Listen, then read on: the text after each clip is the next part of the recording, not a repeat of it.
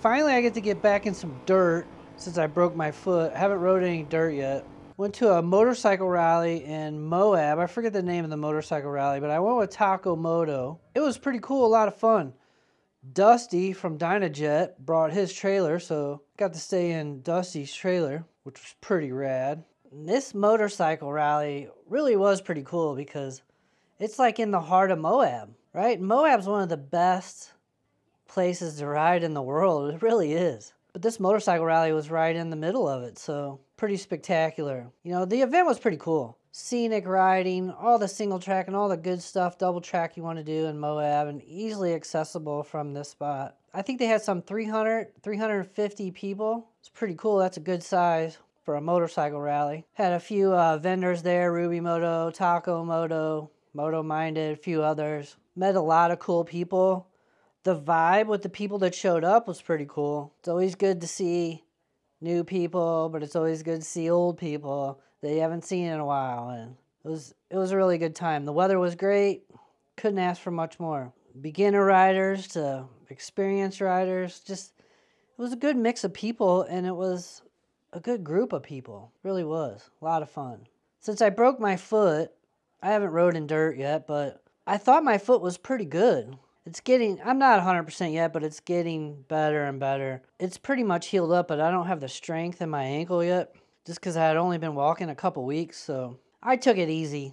I tried to not overdo it and just, you know, I went for an easy warm-up ride with Robert from Taco Moto. Just running a little 2-track, getting warmed up, breaking everything in. And I'm a cherry to Moab, so I've been to Moab, but I've never ridden in Moab. And I was hoping my foot was ready, but I felt like my foot was ready. But after riding with Robert on a little warm-up ride, it was pretty sore. So I took it easy the next day, but I was like, I got to ride some of the good stuff.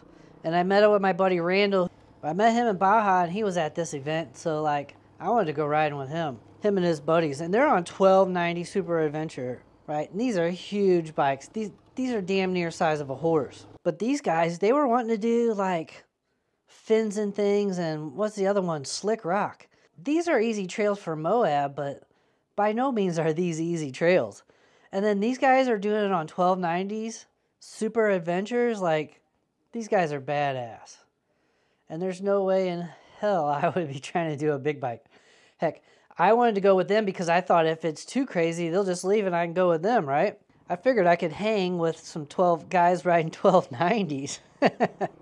On single track in Moab, but so I thought I was being safe riding with these guys, but these guys are out of hand.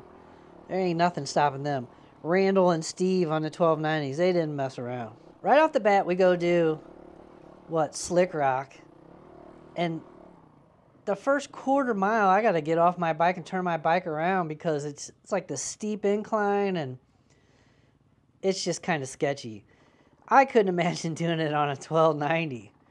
Much less my 450. You know, I couldn't just do it on my 450 without getting off, so. And watching these guys, man, they did a great job. Steve, he did the same thing. He kind of rode up and got off his bike and manhandled his 1290 and got it turned around, but Randall's like, I'm not doing it, so we're all watching Randall, like, come down hoping. Because if he drops his bike, that thing's sliding down into the gully, and it's going to be a problem to get out. But Randall doesn't mess around. He's an experienced rider, and he handled it like a champ. We were just riding, and like right away I could tell my foot was sore right away. And I just wasn't used to putting that weight down on it, that much weight down on it, and trying to hold my bike up and everything from, you know, my right foot. Just wasn't happening. It was super sore. And I could tell right away it was super sore, so I was trying to take it easy. I could, like, if we were riding sand and I didn't have to put my foot down, I'd be fine. But riding this technical stuff and having to plant my foot and put my foot down and hold my bike up with my broken foot, I was struggling hard. That's the G trail right there.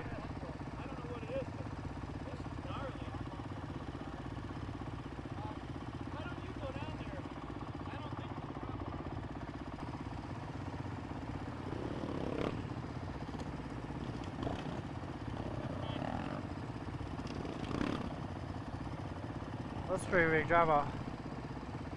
At one point I dropped it because I just couldn't hold it. And it was super sore. Like, I could hardly put it down anymore after that. So there's times that I'm dabbing, and every time I put it down and dab, it's like, oh, ouch, ooch, ouch. I was kind of struggling. Plus, I'm completely out of shape. But hell, I'm complaining about struggling, and these guys are on 1290s, and I know I'm not struggling like they are. So these guys are badass.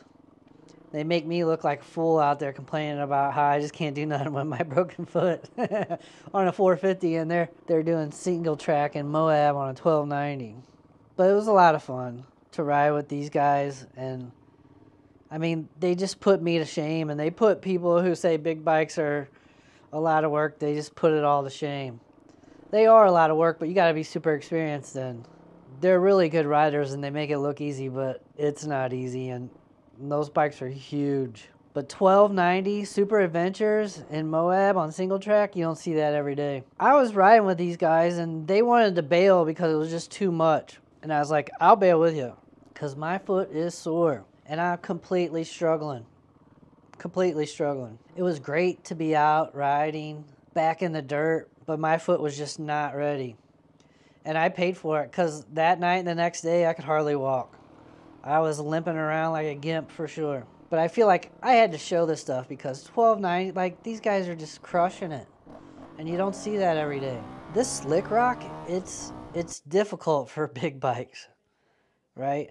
And it's not easy for little bikes, but these guys, like, they weren't afraid to try it, and they tried it and got out there, and then they're like, yeah, maybe we should just get back on the Jeep trail. As Nick and Justin, the Tasmanian Devil, those guys were great. They just kept going and continued on, and we ended up meeting them later on.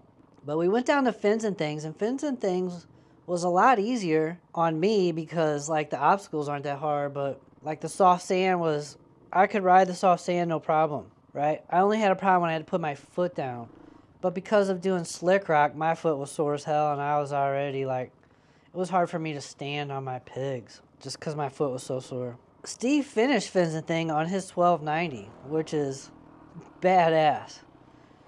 Pretty hardcore in my opinion. Me and Randall bailed.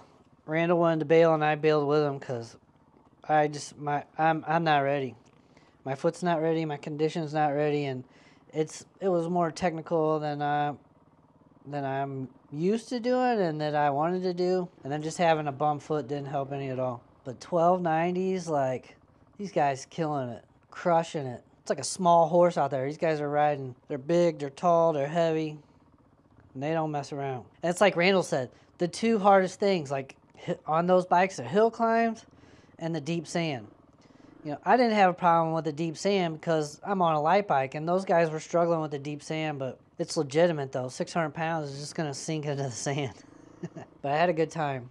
Get back in the swing of riding off-road again and get conditioned again and get my foot back to 100%. And my foot's healed up. It's just the ankle. It's super tight and doesn't have all the movement in it yet. And walking around at the motorcycle rally, it would kind of want to roll over and stuff a lot just from the uneven ground and stuff, and there's no strength in it yet. But I had a good time.